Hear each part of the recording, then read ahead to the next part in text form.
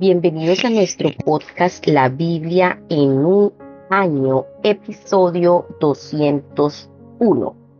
Qué bendición que estemos en este espacio de luz que ilumina mi camino una vez más, ejercitándonos para la eternidad, comprendiendo que las disciplinas espirituales son las que nos ayudarán, son esa herramienta que el Señor nos dejó para vivir una vida justa y de piedad y poder ejercitarnos en todas esas disciplinas nos van a acercar al conocimiento de la gloria del Señor.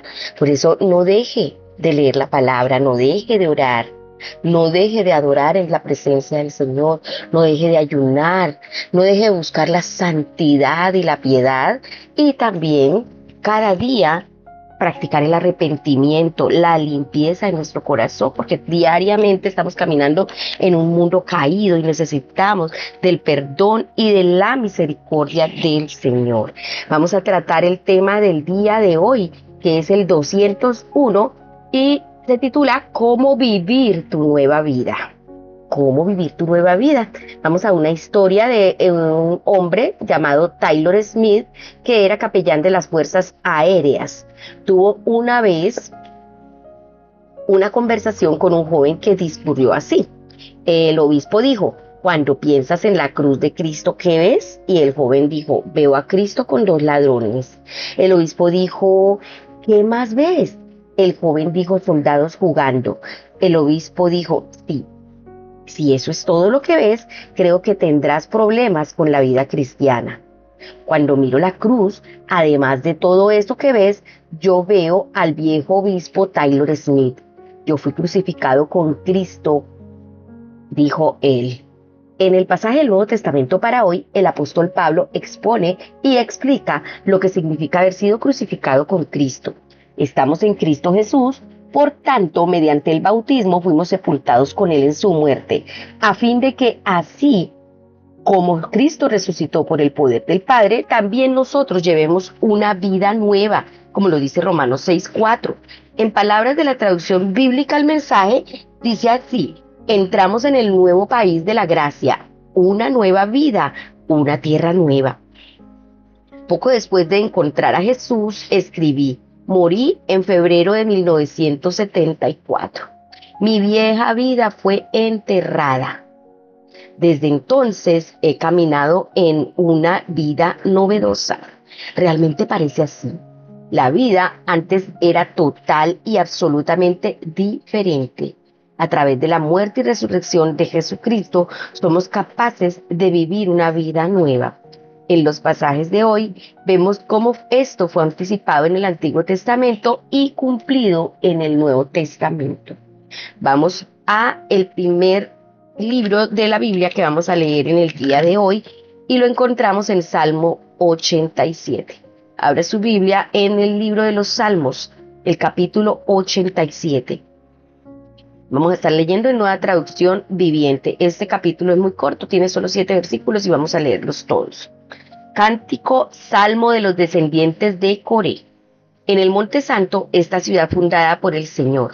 Él ama la ciudad de Jerusalén más que cualquier otra de Israel. Oh ciudad de Dios, qué cosas gloriosas se dicen de ti. Incluiré a Egipto y a Babilonia entre los que me conocen, también a Filistea y a Tiro, e incluso a la distante Etiopía. Ahora todas son ciudadanas de Jerusalén. Con respecto a Jerusalén se dirá: allí todos disfrutan de los derechos de ciudadanía y el Altísimo en persona bendecirá esa ciudad.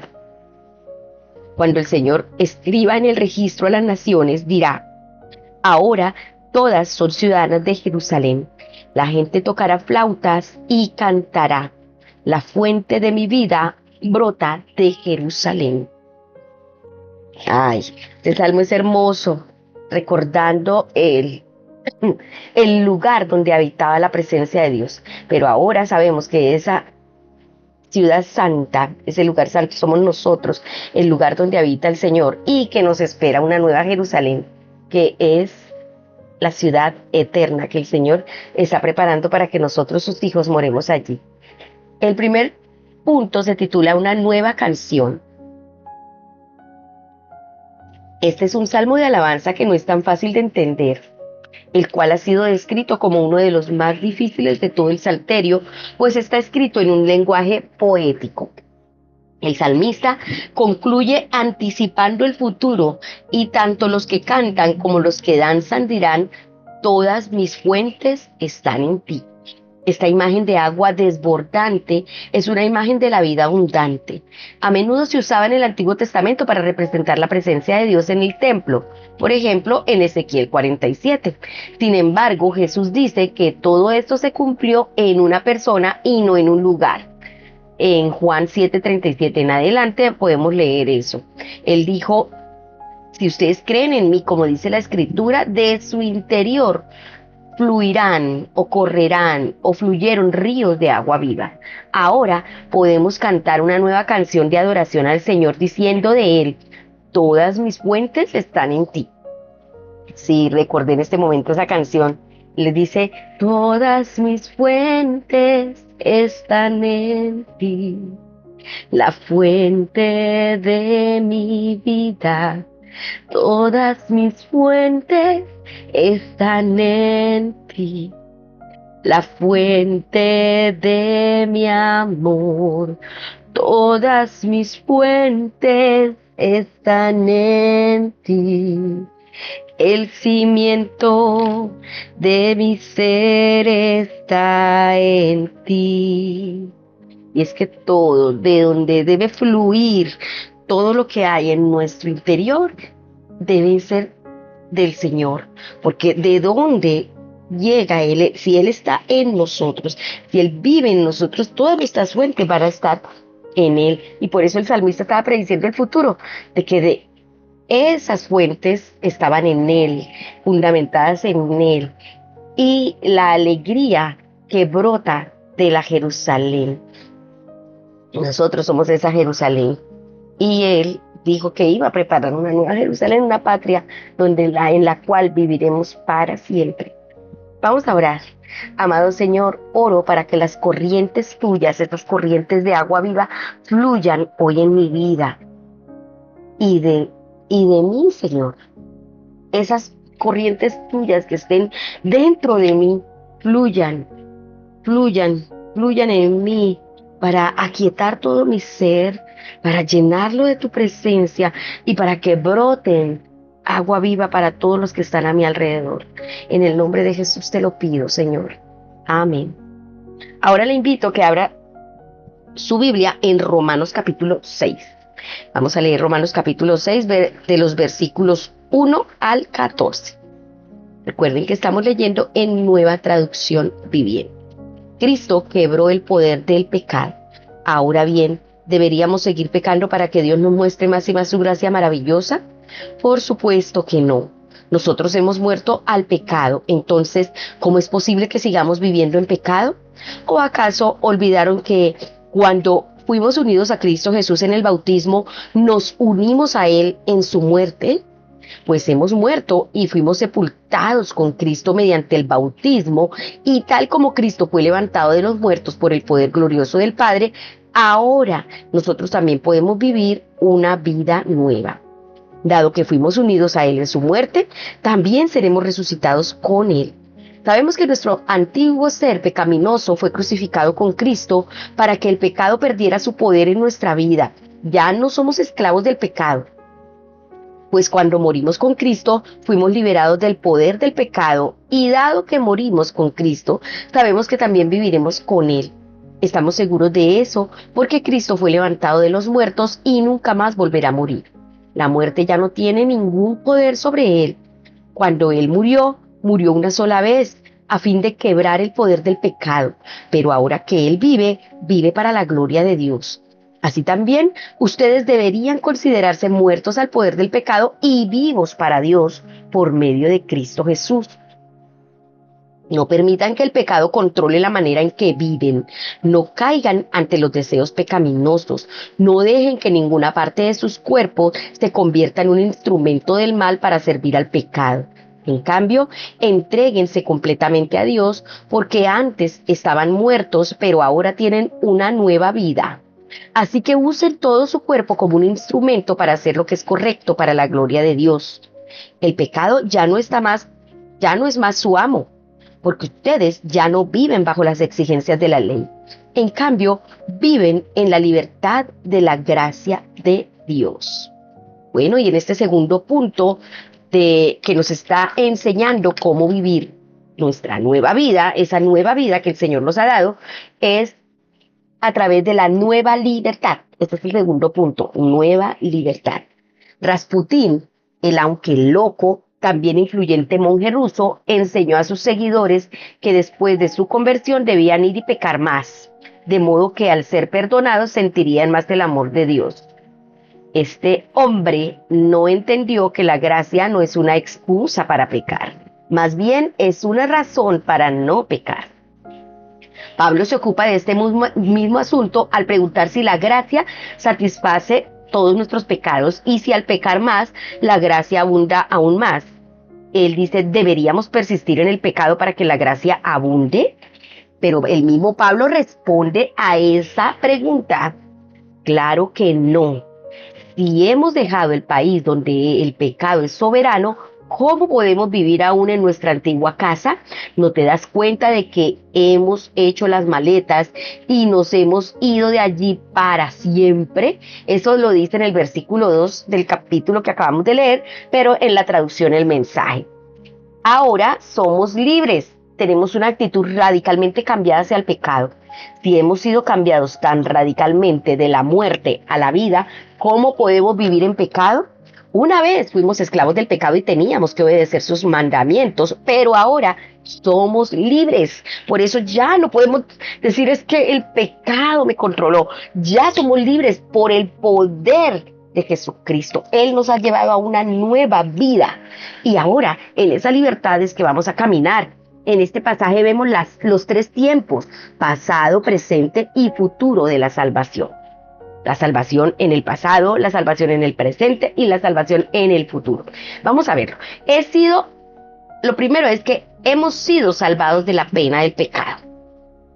Pablo escribe en tiempo pasado que nuestra vieja naturaleza fue crucificada con él para que nuestro cuerpo pecaminoso perdiera su poder, de modo que ya no siguiéramos siendo esclavos del pecado, porque el que muere queda liberado del pecado.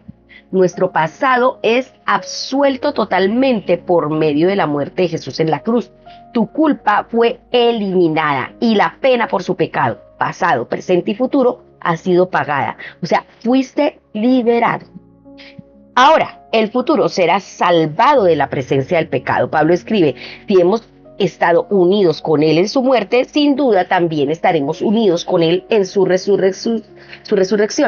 Tu salvación aún no está completa. Pablo escribe en tiempo futuro sobre la salvación. Un día estarás unido con él en su resurrección y serás liberado para siempre de la presencia del pecado y disfrutarás de la presencia interrumpida de Dios para siempre. Esto quiere decir después de que muramos a este cuerpo mortal y resucitemos a la nueva vida con Cristo.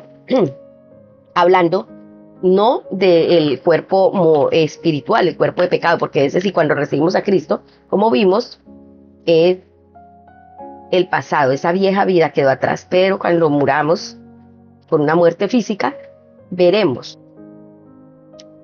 y disfrutaremos de la presencia de Dios y el pecado ya no tendrá poder en nosotros. Por eso es una buena noticia, por eso la muerte no es motivo para nosotros de aflicción total. Podemos sentir dolor, pero sabemos que tenemos una vida eterna con Cristo y que resucitaremos con Él. O sea, esa es una buena noticia.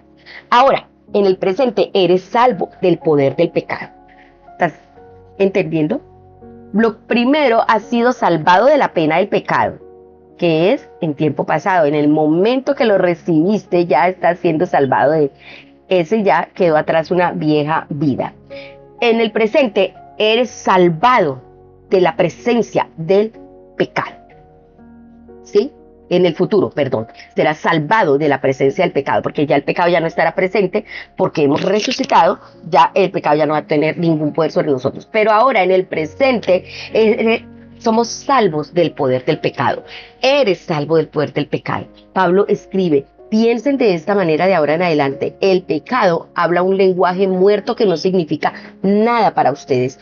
Dios habla la lengua materna de ustedes y ustedes aguardan cada palabra. Están muertos al pecado y vivos a Dios.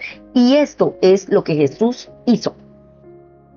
Ya el pecado no tiene poder en nosotros. Por eso el lenguaje que debemos oír, que debemos hablar, el lenguaje sobre el cual debemos caminar, es el lenguaje de la palabra de Dios, que es la que nos da el poder para vencer el poder del pecado en nosotros. Ya el pecado no tiene poder en nosotros, ya no se enseñorea de nosotros como antes. Ahora la gracia de Dios ha venido sobre nosotros y Él nos da el poder para vencer el poder del pecado. El Señor nos salvó del poder del pecado. Eso lo hizo Cristo Jesús. Esto significa que no debemos darle parte al pecado en la forma en que conducen sus vidas. No le den la hora del día, ni siquiera hagan pequeños mandados que estén conectados con el viejo modo de vida. Entréguense a sí mismo de todo corazón y a tiempo completo. Recuerden que han sido resucitados de entre los muertos a la manera de Dios de hacer las cosas. O sea, la manera como debemos hacer ahora las cosas nosotros es a la manera de Dios. Y como dice aquí, no le demos ni un segundo, ni un pequeño mandado a nuestra manera de hacer las cosas anteriormente. Jesús te ha liberado no solo de la culpa del pecado, sino también de su poder adictivo.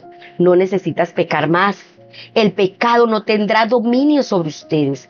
Tienes que considerarte muerto al pecado y vivo a Dios. No necesitas obedecer los malos deseos del pecado. Este es el tiempo presente de la salvación.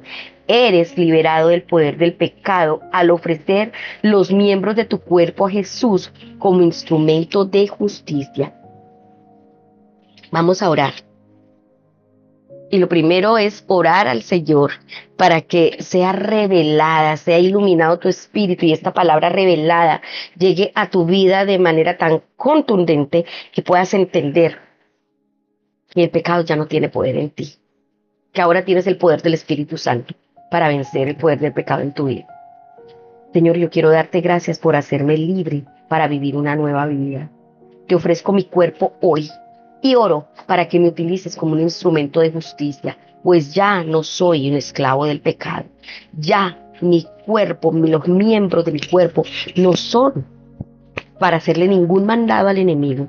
Por el contrario, hablo el lenguaje tuyo, el lenguaje materno, el lenguaje que realmente me identifica. He vuelto a tu corazón a donde pertenezco y allí, con tu palabra, el poder del pecado no tiene ningún lugar en mi vida. El pecado pierde poder en la palabra de Dios que está sembrada en mi corazón. Y yo ahora soy libre para vivir esta nueva vida en el nombre de Cristo Jesús. Amén. Ahora le invito a que abra su Biblia en Oseas capítulo 1. Vamos a leer un nuevo libro, el profeta Oseas. Vamos a leer el capítulo 1 y también el capítulo 2. ¿Listo? Recuerden que estamos leyendo en Nueva Traducción Viviente. El Señor le dio este mensaje a Oseas, hijo de Beiri, durante los años que Usías, Jotán, Acaz y Ezequías eran reyes de Judá y Jeroboam II, hijo de Joás, era rey de Israel, la esposa de los hijos de Oseas.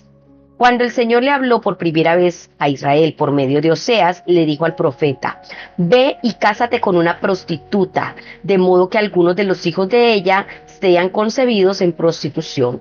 Esto ilustrará cómo Israel se ha comportado como una prostituta al volverse en contra del Señor y al rendir culto a otros dioses. Así que Oseas se casó con Gomer, hija de Diblaim.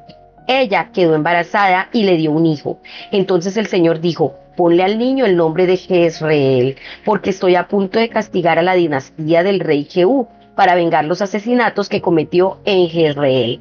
De hecho, pondré fin a la independencia de Israel y acabaré con su poderío militar en el valle de Jezreel. Al poco tiempo, Gomer quedó embarazada otra vez y dio a luz una niña. Entonces el Señor le dijo a Oseas: ponle por nombre a tu hija Lo-Ruhama, no amada, porque ya no le demostraré amor al pueblo de Israel, ni lo perdonaré.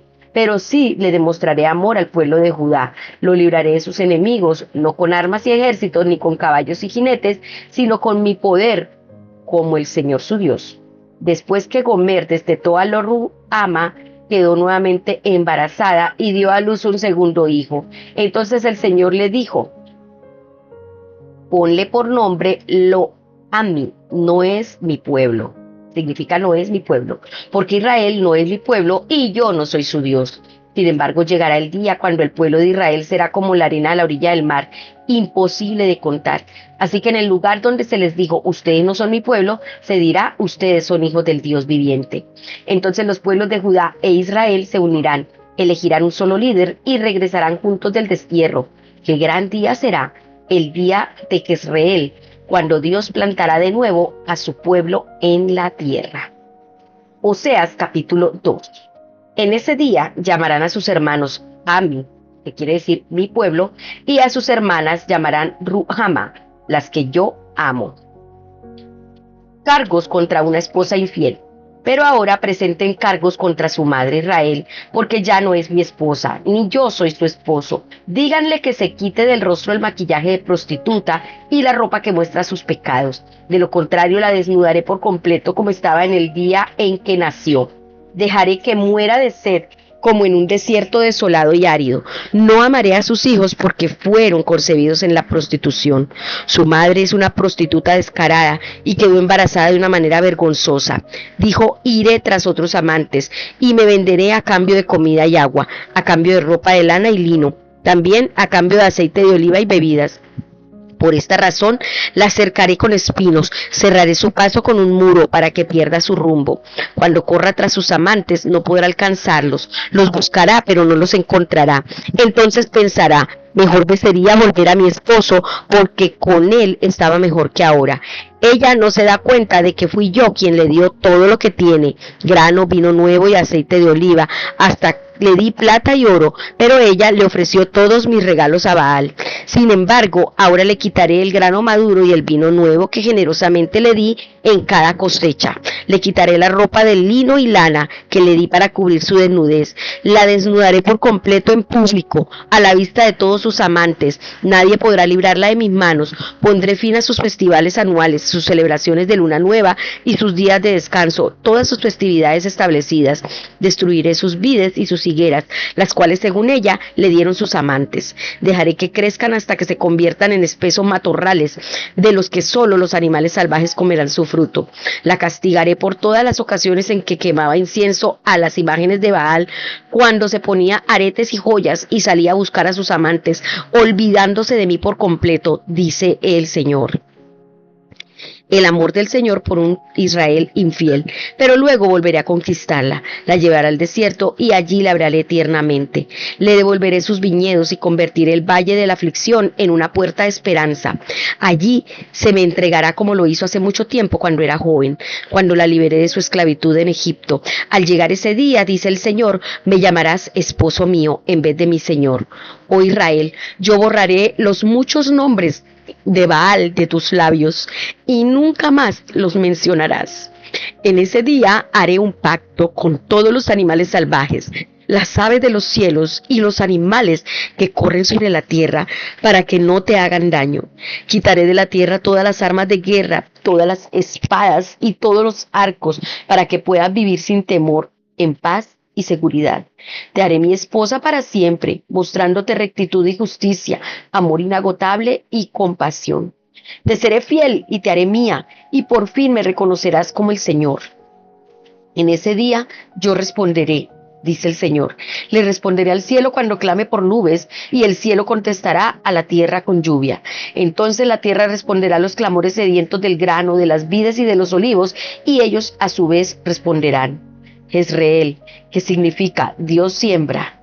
En ese tiempo yo sembraré una cosecha de israelitas y los haré crecer para mí. Demostraré amor a los que antes llamé no amados, y a los que llamé no son mi pueblo, yo diré, ahora son mi pueblo, y ellos responderán, tú eres nuestro Dios. Amén. Wow. Es hermoso leer cómo el Señor, a pesar de que derrama su ira, que es por amor, para hacer volver al pueblo a Él, a sí mismo, lo recoge, lo restaura y le demuestra nuevamente su amor inagotable. Y este tercer punto de cómo vivir una vida nueva es nuevo amor.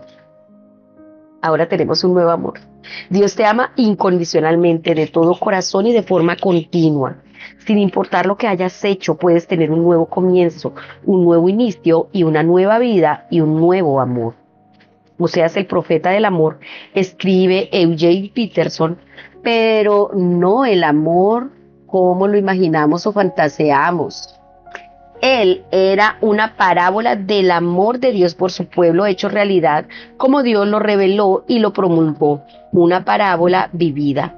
Es una historia asombrosa, un profeta a quien se le ordenó casarse con una prostituta común y tener hijos con ella. Es un pasaje aún más asombroso. Dios nos ama de esta manera, va tras nosotros en lo peor, nos persigue hasta que nos capta, y de hombres y mujeres que no saben nada del amor verdadero, hace gente llena de amor. Oh, wow, aleluya.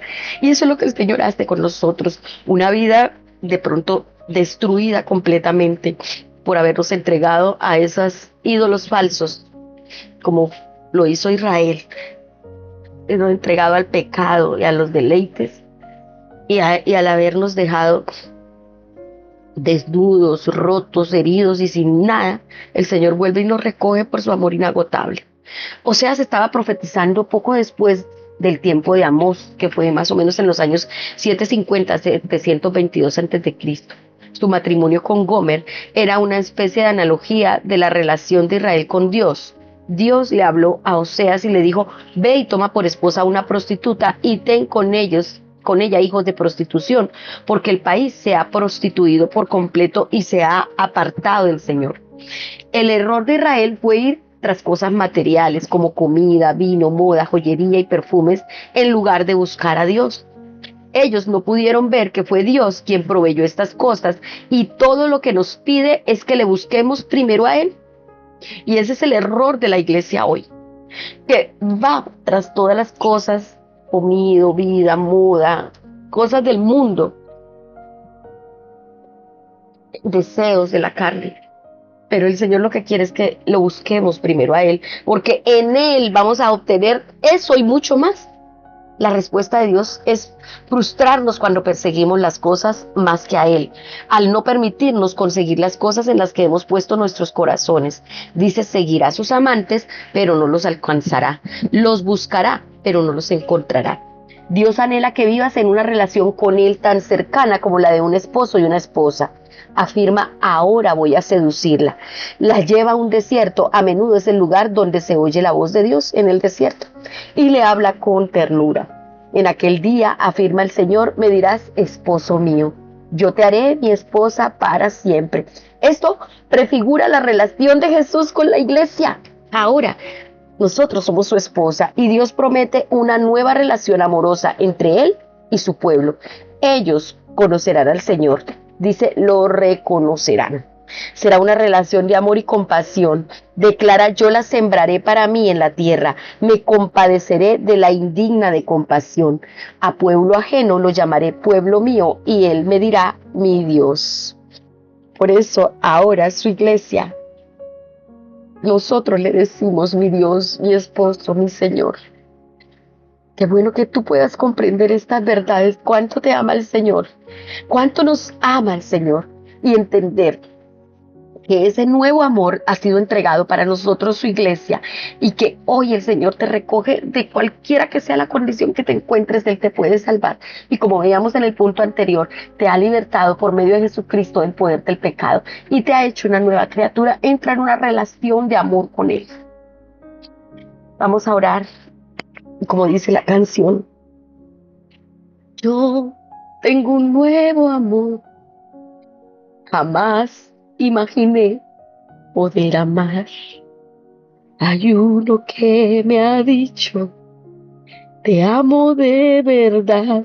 Jesús, mi amor, mi más que amor, mi dulce paz. Yo tengo un nuevo amor, Jamás imaginé poder hallar aquel que llegó a mi vida con una razón para amar. Jesús, mi amor, mi más que amor, mi dulce paz. Señor, yo quiero darte gracias por la muerte y resurrección de Jesús, porque por ella, por eso, por esa muerte y resurrección es posible que yo te conozca hoy. Gracias porque puedo caminar cada día en una relación de amor contigo. Gracias por mostrar tu amor por nosotros y llamarnos tu pueblo. Gracias, Señor, porque hoy puedo decirte, mi Dios, tú eres mi Dios, tú eres mi Señor. Te alabamos y bendecimos tu nombre, amado Dios. En el nombre de Jesús. Amén.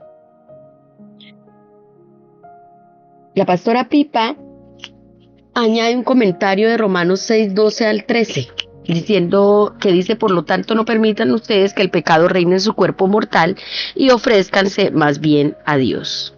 Cuando comience en pocos días, Focus, dice ella, nuestro campamento anual de la iglesia, habrá muchas oportunidades para reevaluar nuestras vidas y volver a consagrarlas a Dios. Es hora de deshacerse de la basura que pudo haber entrado o puede estar debajo escondida por algún tiempo. Es una oportunidad para escuchar a Dios y descubrir tu llamado para el próximo año. Bueno, ella está haciendo referencia a un evento que ellos tienen de vacaciones, que es un campamento. Nosotros tenemos la posibilidad de hacerlo a diario. Yo personalmente lo hago a diario, reevaluando y tomando decisiones correctas para el siguiente día. Vamos a vivir esa nueva vida en toda la plenitud que el Señor nos da, disfrutando de esa nueva canción que el Señor nos ha dado para cantar, canciones de liberación, ríos de agua viva, disfrutando de esa nueva libertad que el Señor nos ha dado en Cristo Jesús, porque Él nos ha librado y nos ha salvado del poder del pecado en nosotros y nos ha dado una nueva vida, y recordando también que tenemos un nuevo amor, el amor de nuestro Salvador, que nos llena y que nos restaura. Bueno, hemos terminado este tiempo. Espero que haya sido de mucha bendición para sus vidas, y recuerden que fue escrito por el pastor Nicky Gumbel de la iglesia HTB en Londres, y la voz de este podcast es de Marisol Rojas. Que el Señor les bendiga.